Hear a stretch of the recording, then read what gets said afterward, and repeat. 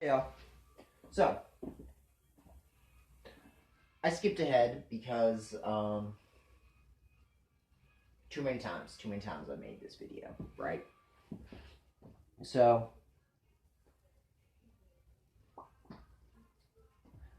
to design the CNCEUL, we have to get a particle. If I was to design a brain backpack, I would get a stem cell, turn that stem cell into a neuron that can still do stem cell stuff, and proliferate and grow into a brain backpack. If I was to design a silicon organism, that's way off. But like if I could, I'd start with one silicon cell. Okay. So to design this virtual intelligence, I need one particle. This particle has to code for every particle in the CNCEUL. And there's potentially 100 billion. Potentially a trillion, who knows? I don't care. A lot. There's a lot. Let's see.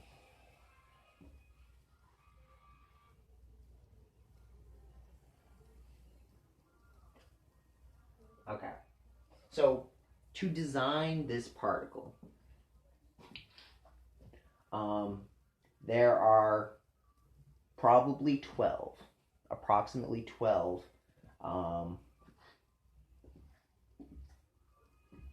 behaviors that I want the particle to have. 12 rules of interaction that each particle needs to have for the system to have emergent behavior. And without me having to design it top down, putting each and every particle here and there and here and deciding the links between the particles, I ain't doing that. That's a lot of work. So what I am going to do is I'm going to get a particle and have it proliferate out. That's skipping a few steps. That's in the growth. So let's go over this. The first category of stuff, of behavioral modifications to the particle, I'm going to call this 2. I just feel like it now. So, artifacts are sensors, are resources, are outputs and inputs to the CNCEUL, from the CNCEUL. We will go into that in more depth. Right now, all you need to know is that there is a category called artifacts. That's a legit term, you know. Okay. The second category of behavior will have three rules of interaction that fall into this category. 3 points I'm going to bring up that will be useful. So that's growth. We have artifacts and growth. We have communication.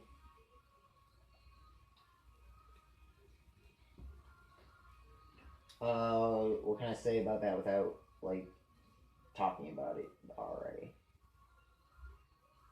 Oh, this is all about signaling. So communication in this system, in this network that is a system. That's a thing that doesn't really matter. But yeah, it's all about signaling. This whole idea of mine is about signaling and signaling pathways and signaling networks and stuff like that. Complexity is just like the underlying foundation to it.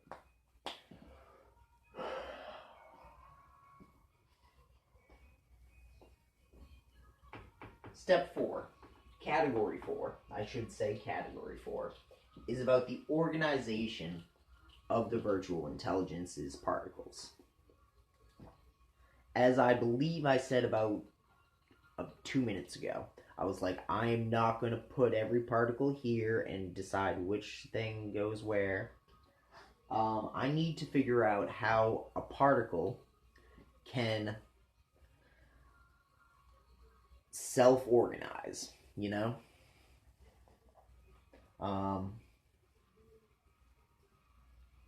Because, like, I don't want to do the work.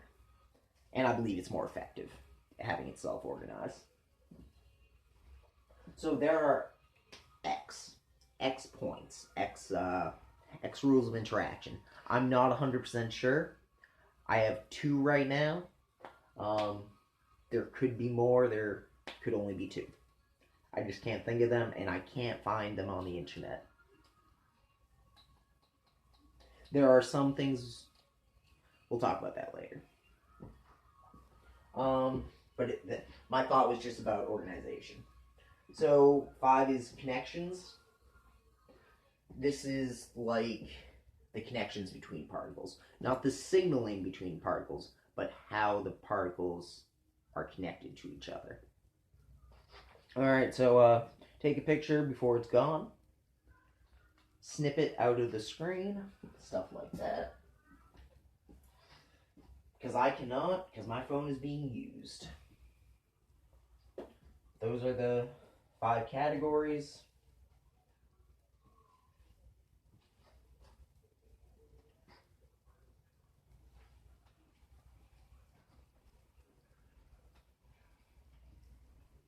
Okay. So, let's go into, which category do I want to talk about?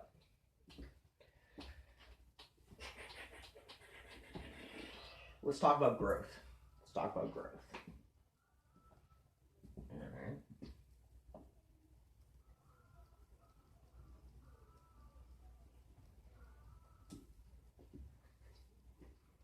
Cool. Growth. So, there are 3 points.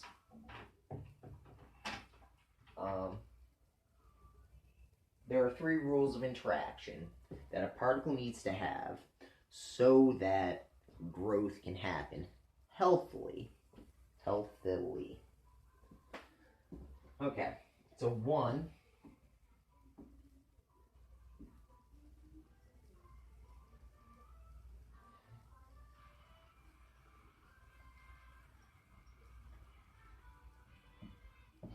So, proliferation. This is when things bifurcate, or Fibonacci sequence. I would like to personally use Fibonacci sequence just for artistic choice. I don't know.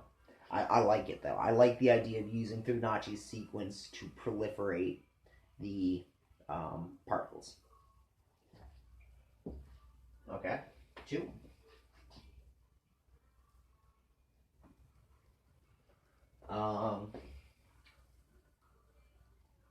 We need to halt.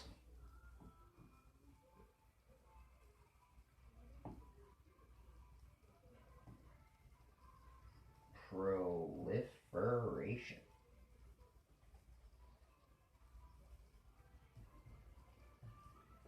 Alright. So, the most obvious, I don't want to say simple, because every rule that I give to the particle, that I encode into the particle, needs to be simple. If it was a complicated rule, it wouldn't work. So, the most obvious simple rule that I can come up with is you get a particle, and when there's no particles around it, it proliferates. That's a very obvious rule. And another rule is when there's 12 particles connected to this particle, it stops proliferating, or it stops connecting to other particles. You know, it stops.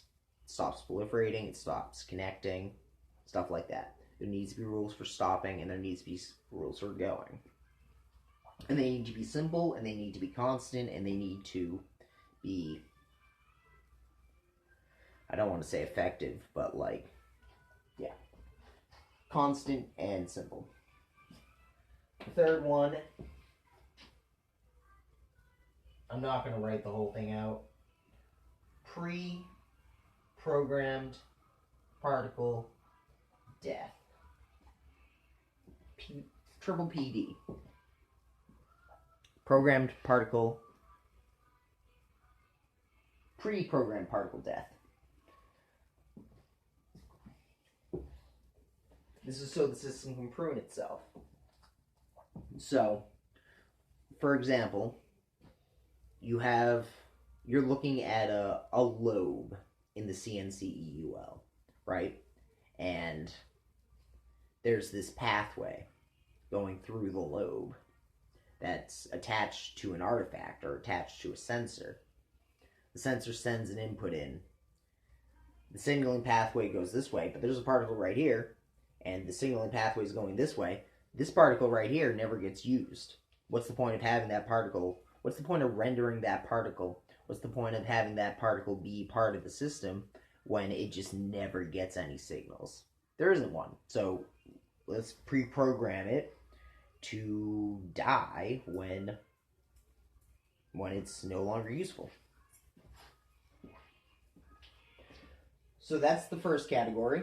And those are the first 3 rules of interaction.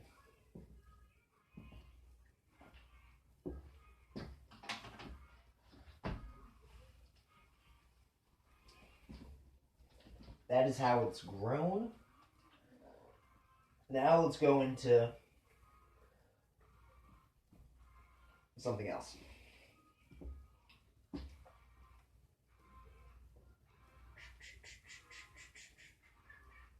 Okay.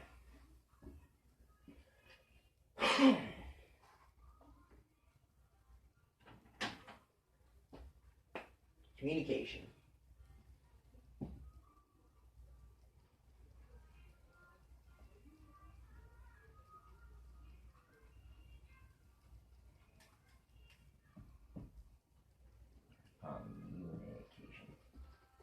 That was probably spelled poorly too. Can you see that? Sure you can. Cool. So,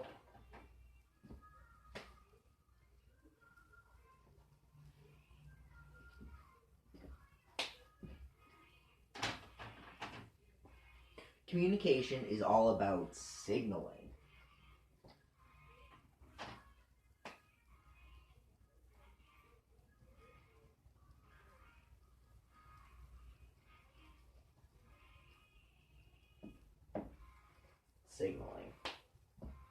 So,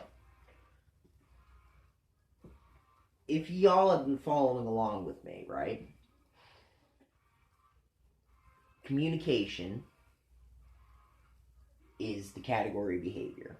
It's all about signaling. I could have called the category signaling, but I have to use the word signaling in the definitions of what I'm doing, so I didn't. It's just the star. Okay. So, there are 2 points.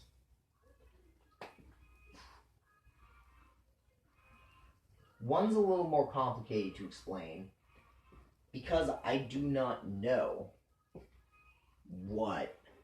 I do not know what. I do not know the what of the signal, you know?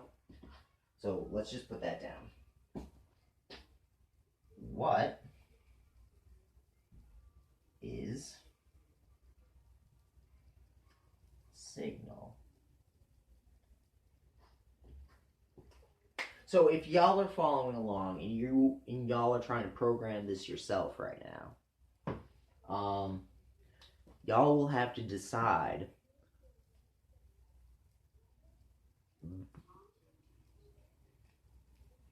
what you want the signal to behave like.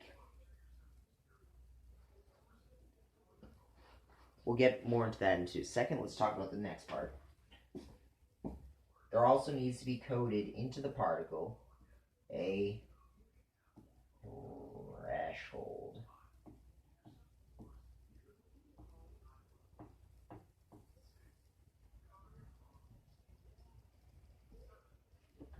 So, that should help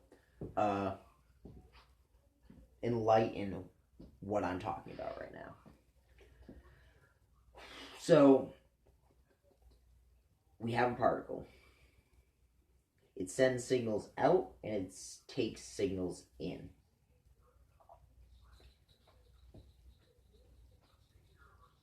To send the signal out, it needs to reach a threshold.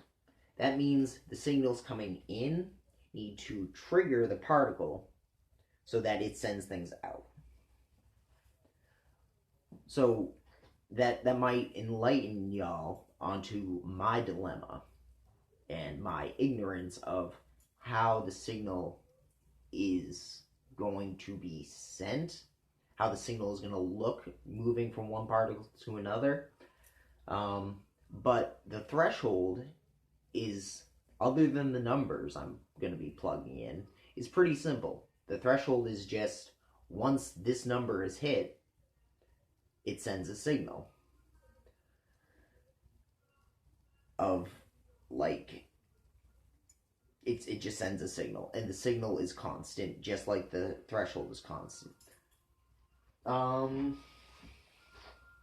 Cool. So that does lead me into my next point. I don't particularly want to leave this one yet, though. So we need to figure out what and how of the signal, the what and the how of the signal, and then we need to design the threshold.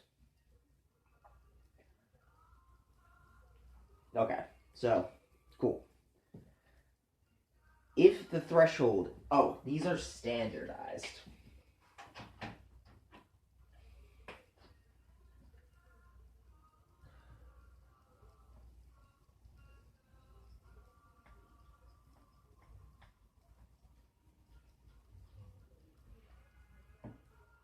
So, these are standardized throughout the whole entire virtual intelligence. Every particle will have the same signaling threshold and send out the same signal. Where's the diversity, though? I know where the diversity is. Okay, so I keep looking for a dry erase marker. I don't have one. Take a picture before it's gone, if you can even read it. So,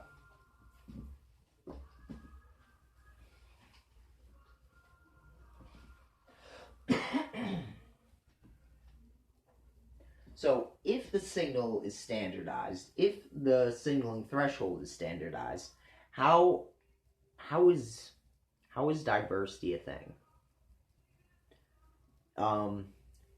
Y'all will just need to take it as a fact. I have no support of it. You can just believe it. That diversity is good in a complex system. It is good to have a diverse population. Phenomenal idea. Anyway, so this is where the diversity comes in, right? This is the connections aspect. Connection.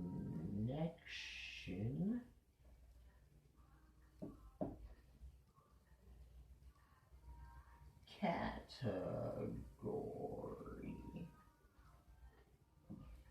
So this is the category of connection. The category of connections, the connection category, whatever. So,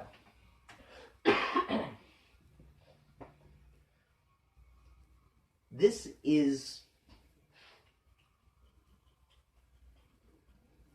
one of the few points where the particles are making decisions, where the particles are doing computations.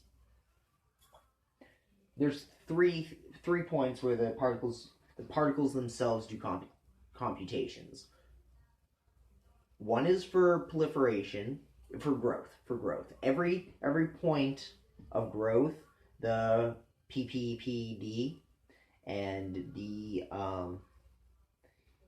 proliferation and the halting, all those are computations done by the cell.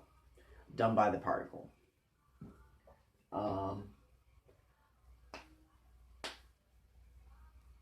So yeah, those are all done by the particle, but in its maturing stage. This is another point. This category right here, the connection category, is where the particle has to make decisions based on nearest neighbor rules. And it's not nearest neighbor rules, it's actually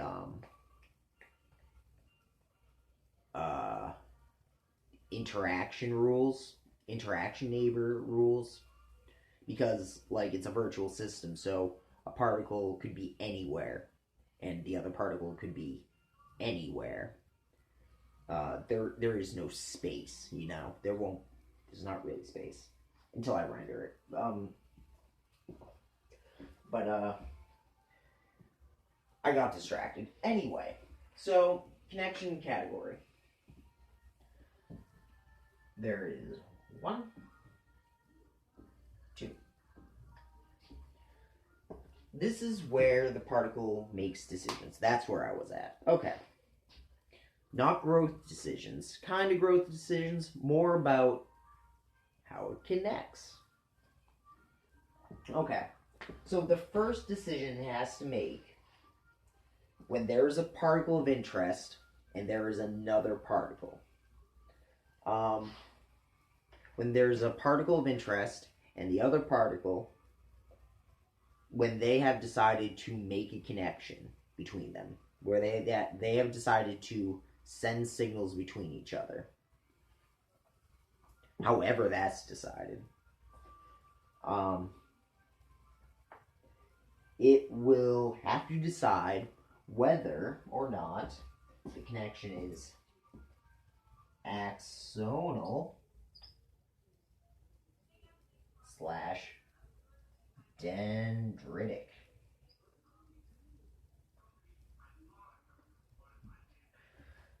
So, axonal.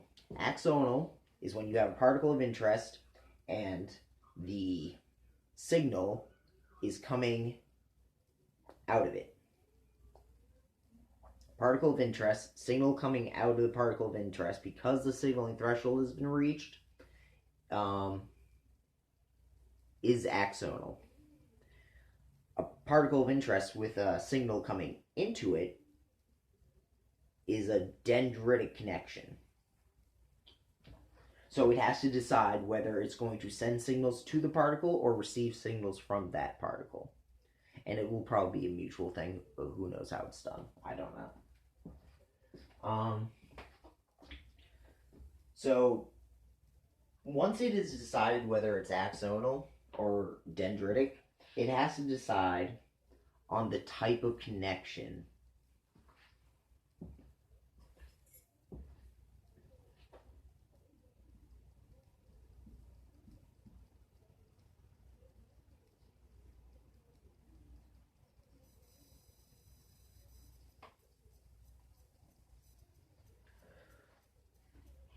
Type of connection. So it could be anything. You know, it could be resistant, it could be amplified. The connection between the two particles, whether or not it's dendritic or axonal, it could amplify the signal, it could reduce the signal, it could be dependent on another particle to both of them to be sending a signal. There's a lot of different options, but it's a type of connection. It has to decide the type of connection on top of deciding, or below deciding, whether it's axonal or dendritic. Because the second one comes after it's decided. The first one is decided. Okay.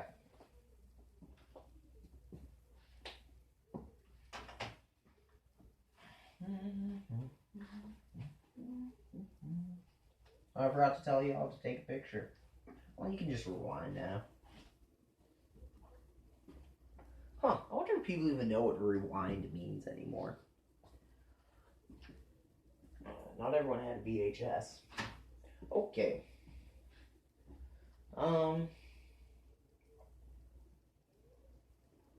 Okay, so this part's pretty cool. Organization.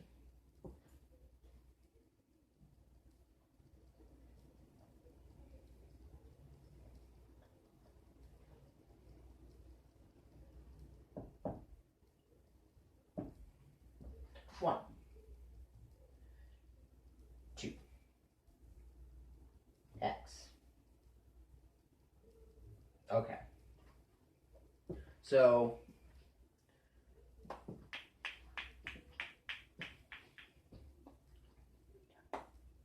I don't know what X is. X is probably things like diversity, right? We want to code for diversity, but we can't be like affirmative action, you know? We can't do that. That's not going to work.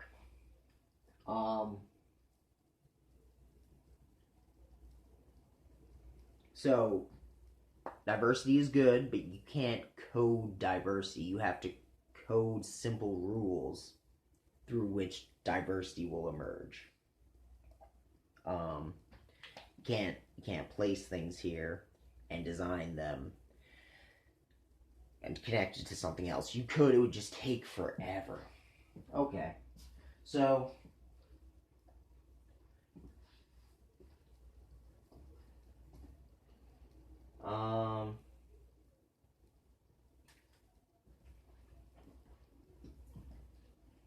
alright, I gotta take a little break. I gotta smoke a cigarette. But I'll keep talking. So, this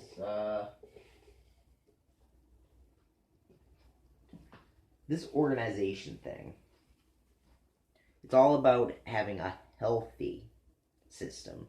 If it's not healthy, it's just gonna die, you know? It's just not gonna work, and the pre-programmed particle death will just happen en masse, and the system will just fall apart. So it has to be healthy. There has to be signals, there has to be noise, there has to, whatever. There also has to be degrees of separation and degrees of linkedness. These are the important things to organize the system. These are the factors that will cause the system to be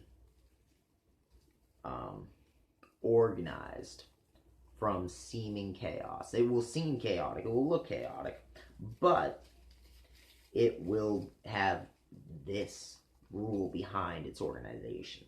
Just like when I showed y'all Rule 30 4 videos ago, you could see that there were patterns emerging 30 steps into a complex system. This cigarette is just not working. So, yeah. I'm gonna write it down like super simply and like not as in depth as I'm gonna go into right now. So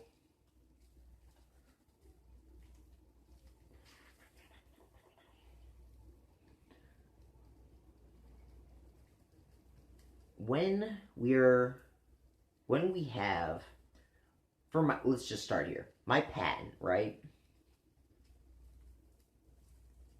To make my patent, I'm going to render 4 images of the CNC EUL, of the virtual intelligence. So, the first thing I'm going to render is a particle. Second thing I'm going to render is a node. Third thing I'm going to render is a lobe. Fourth thing I'm going to render is a layer. I guess the fifth thing is the CNC EUL. Cool.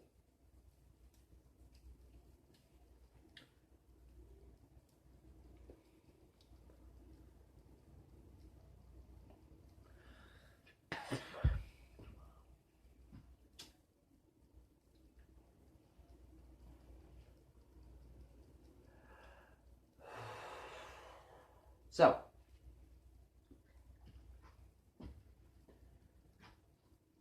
how do we make these nodes form? How do we make these lobes form? Well, there's that whole growth thing, right? But what code do we need to put into the particle so that it will form a node while it's growing? To form a lobe while it's growing, to form a layer while it's growing.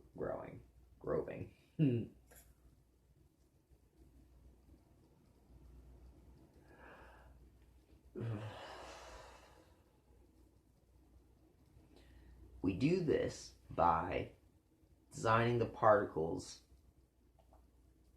to have a certain degree of freedom in their relation to other particles. Now, you may have heard degrees of freedom before. I used degrees of freedom, not degrees of separation, because you may have heard of degrees of freedom before. Degrees of freedom is like you have one person I was going to use the IMDb thing. It's easier for Wikipedia. You go to any Wikipedia page, you can get to any other Wikipedia page at most with 6 clicks. With 6 efficiently placed clicks.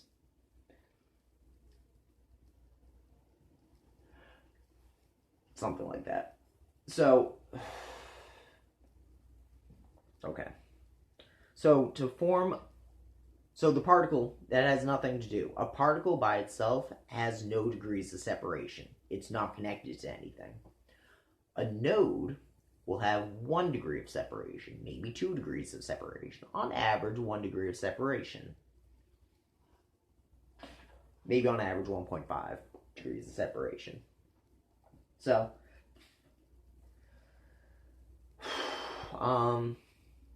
so we have a node. Let's say it has 10 particles. Each of these particles are connected to every particle by 1.5 degrees.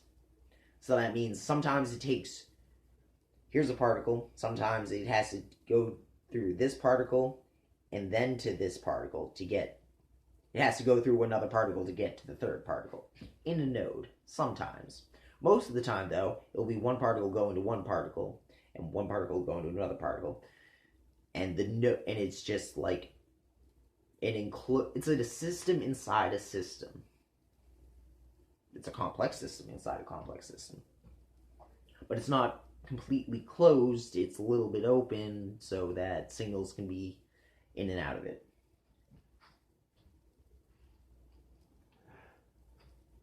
So that's how we make a node. How do we make a lobe?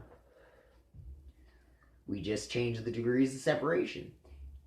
We make it so that the particle likes to have 3.75 degrees of separation. So on average, they're going to be 3.5, 3 3/4 away from each other. 3 particles. Anyway, how am I supposed to say this? In a lobe, every particle, on average, will be 3.75 particles away from any other particle in there, on average. That is how we design a lobe.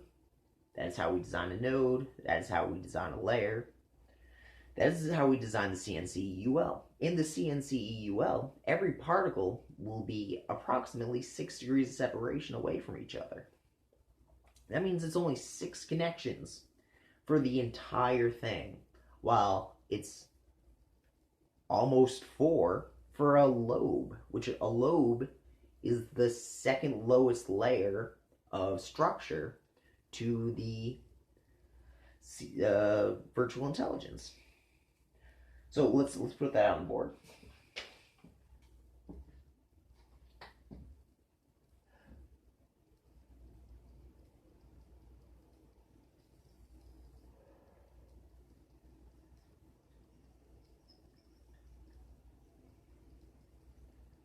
So I've been thinking about this one a lot. That's why I had such a good explanation for that. May not have been well explained, but I've been thinking about this a lot. X degrees of separation. 1, 2, 3, 4.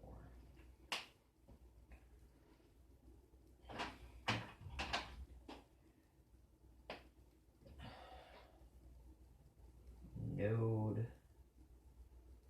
lobe, layer,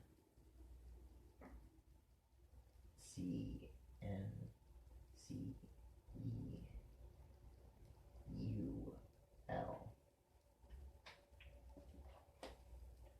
So, basically, to organize this virtual intelligence, all we have to do to the particle is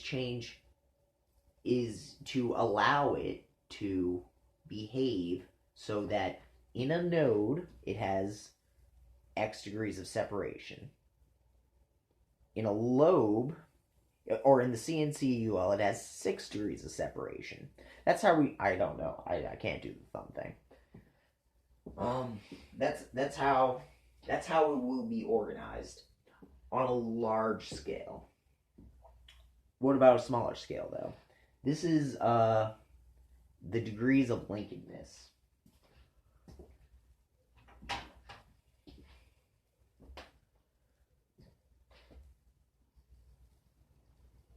Y degrees of linkedness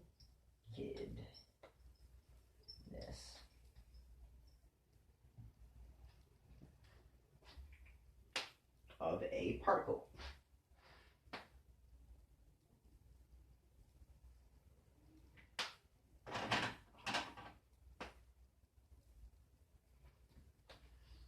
That's just what I've been doing for the symbol for particle. So, what are degrees of linkedness? It's the average amount of connections a particle has between other particles. So let's say a particle has 10 connections between 2 other particles. That means it has a degree of linkedness of 10. But the average is 12, so that means it's 2 below the average. I'm sure some particles in the system will have 100. Who knows? Doesn't really matter. Some will have 0 and they'll just die, and then the average will go. Yeah. And then there's things like diversity that's not really coded for, but it kind of is because I just know what I'm doing. Diversity and health, healthy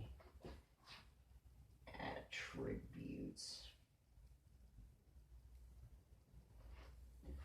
That was the worst thing I've ever written. It looks okay, but that was very poorly written. Okay, but the first one is what matters. The first one is like, you get that, you could program. You get that in your program, you can program this. Okay. So that's organization. Let's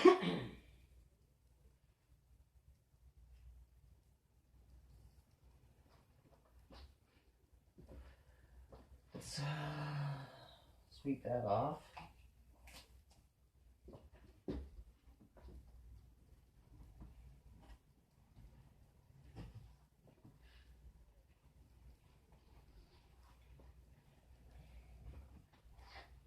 Cool.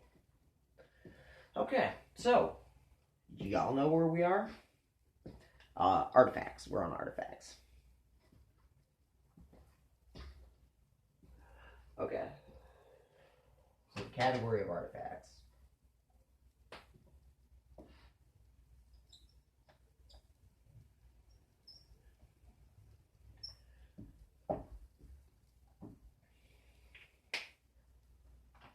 Okay. So.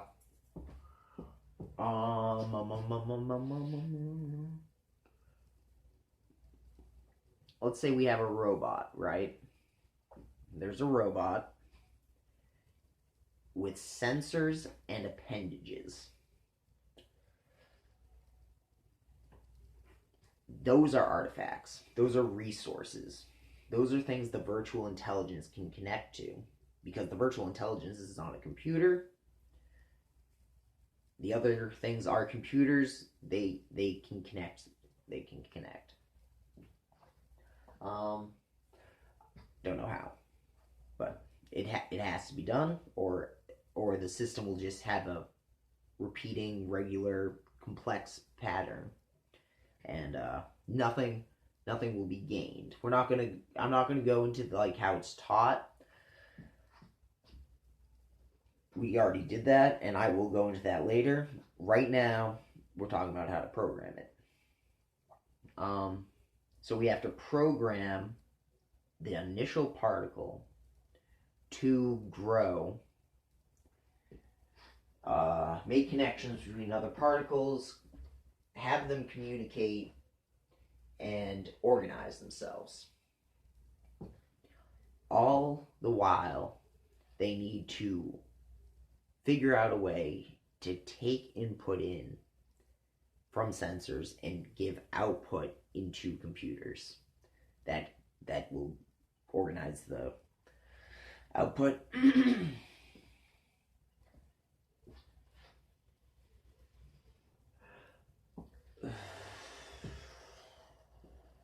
I had such an interesting one. I made a video for the programmer. This is for YouTube. I had very good things to say about this, so that's all set.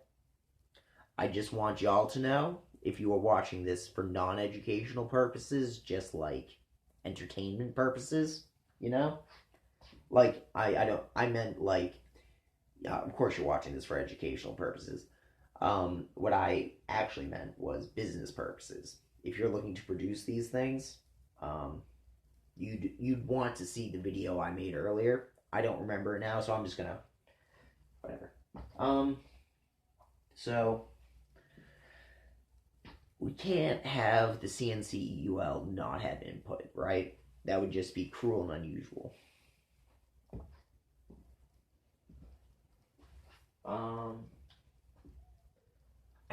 I guess that's it. I think I went over everything. I didn't really go over artifacts too much,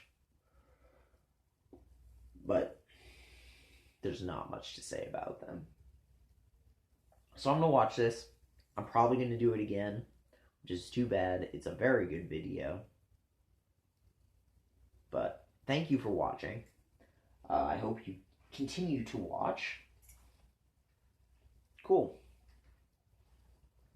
I gotta crack my back somehow. See ya.